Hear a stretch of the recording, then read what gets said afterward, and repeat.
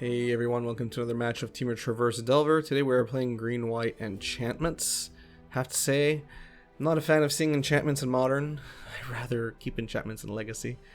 Luckily, enchantments in Legacy is far better than the enchantments in Modern, it would seem. So at least we can try and deal with it. So our first hand was not good, but our mulligan to 6 is decent. It would have been nice if that was our 7, but can't have it all. So Arbor Elf turn 1 is pretty good because we can now get rid of it. There we go. Always happy to... I hate doing that. I'm still getting used to MTGO, and sometimes I get ahead of myself and I do exactly what you just saw. So if I lose this match by 1, I'm gonna be so pissed. Alright, so now we actually attack, unlike the previous turn. And we're probably going to go for a Stomping Ground here and play our Tarmogoyf. Our big boy Tarmogoyf, he's already a 4/5. He's nice and healthy.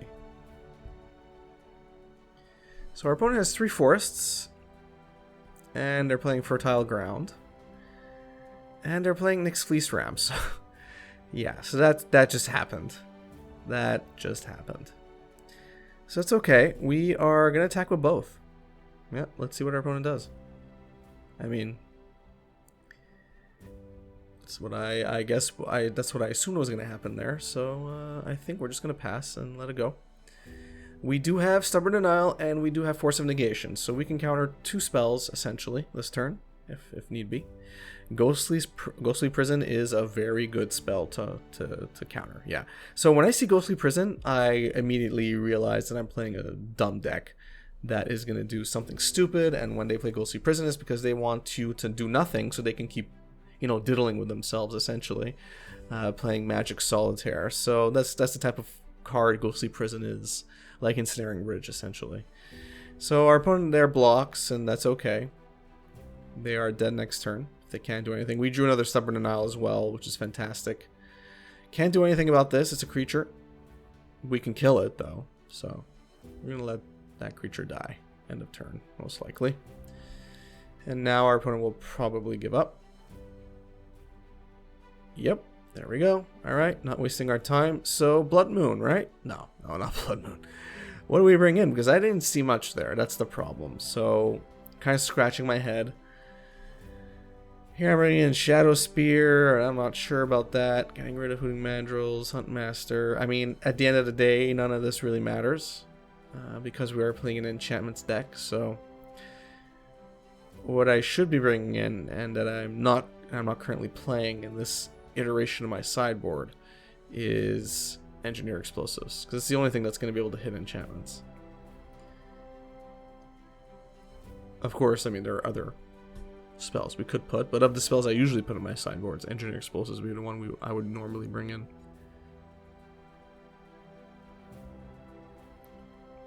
So this hand is... yeah, this hand is okay, mostly because of the Serum Visions. It's not necessarily because of Storming Entity. Because Storming Entity is not going to do much for us here.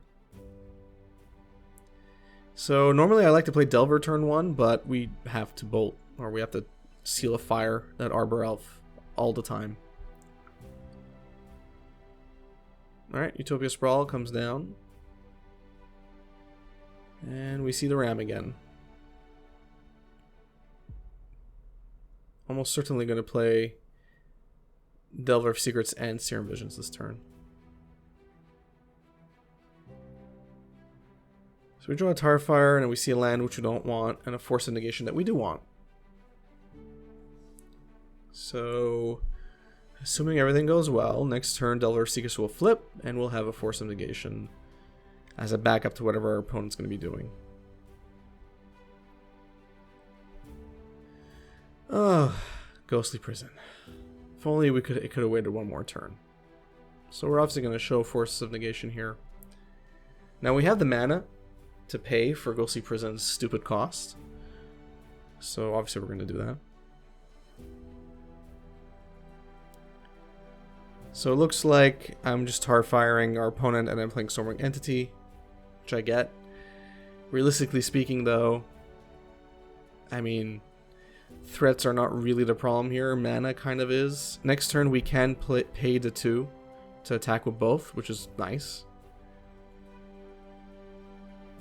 Let's see what our opponent plays this turn. Alright, so I'm already getting annoyed.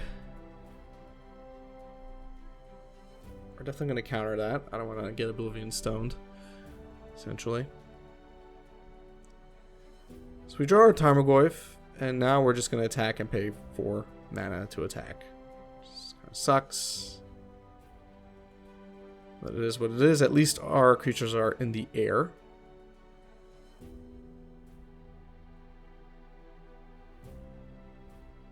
The only problem is that now we have nothing to stop our opponent from doing whatever they want.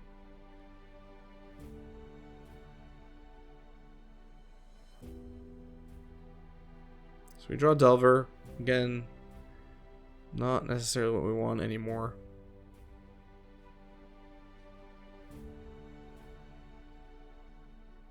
Cool. Our opponent's down to 9, now 10, because of that stupid ram. And I'm already getting concerned. Oh, great. I'm sure our opponent just jumped up in their seat when they drew that Ghostly Prison. They were so happy. They were so happy that they drew that stupid Ghostly Prison. Now what sucks here is that we have to waste all of our mana to attack with one creature.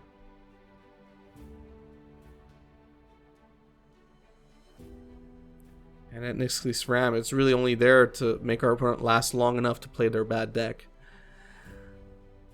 That's essentially why it's there. So that's essentially game. That's essentially game.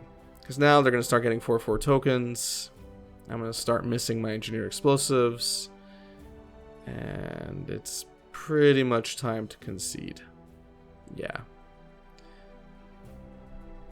I would almost certainly concede at this point. I think I do pretty soon. Yeah, there's no way out of this. Alright, back to the sideboard. So, I really don't have anything to deal with this deck, unfortunately. Not in a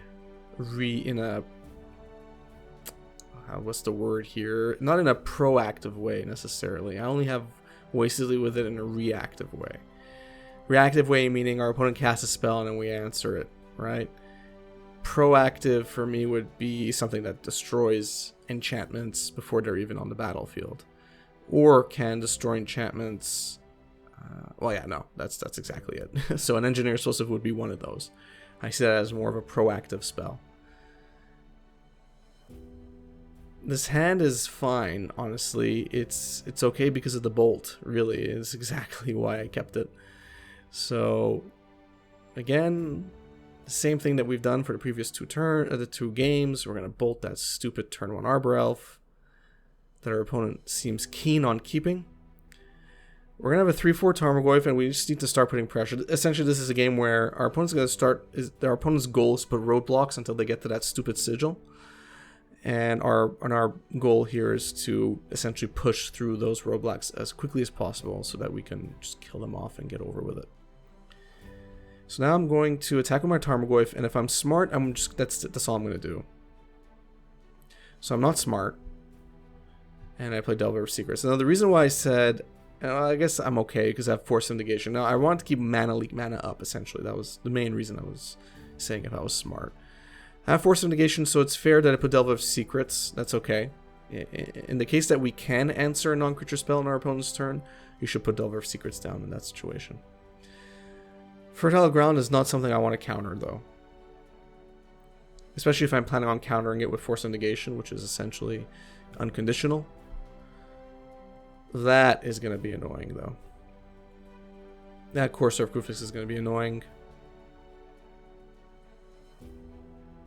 Alright, our Delver flips. Luck is on my side. A rare occasion, but it does happen. So we're going to attack with both, and let's just see what happens. Because my guess is our opponent does not want to risk their Courser, and they didn't, as you can see. Because I mean, we had nothing. Like if they blocked, it would have nullified Tarmogoyf's attack. And here I'm playing Traverse to have an island. And that's it, I'm ending my turn. I think that's a fair play. It's another way you can use Traverse when you don't have Delirium yet. Just so that you can hit your land drops. So let's see what our opponent's doing. Utopia Sprawl, alright. Yeah, go for it. Sigil is on top. Let's see what they have though.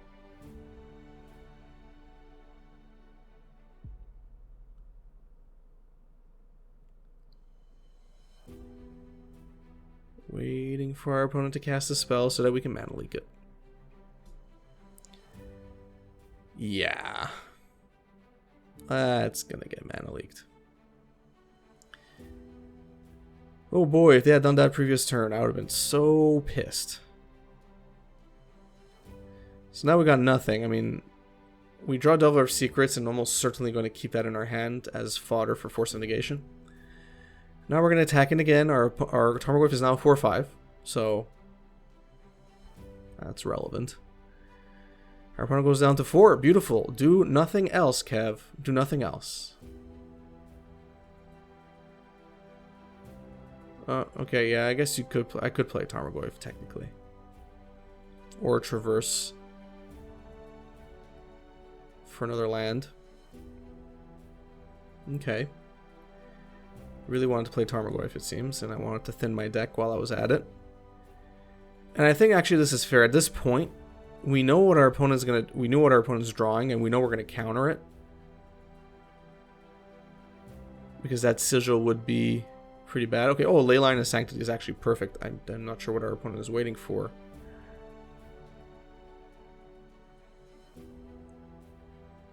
Okay. I'm not sure what our opponent is doing here because it's pretty much game. Yeah, okay. I think they realized that it was game over no matter what. So, alright, we made swift work of green-white enchantments in game 2 and game 3. Game 1, they kind of caught us off guard. They got double Ghostly Prisons, or that might have been game 2, actually. Either way, they got double Ghostly Prisons, and then they got their Sigil, and then it was essentially game over. So, yeah, it's not a deck you see often, but I do enjoy sharing the odd decks as well, because sometimes sometimes it's the odd decks that beat you, and it's always nice to have a deck that's versatile enough to be able to deal with even the odd decks, because a deck like this might make a lot of tier 1 decks kind of,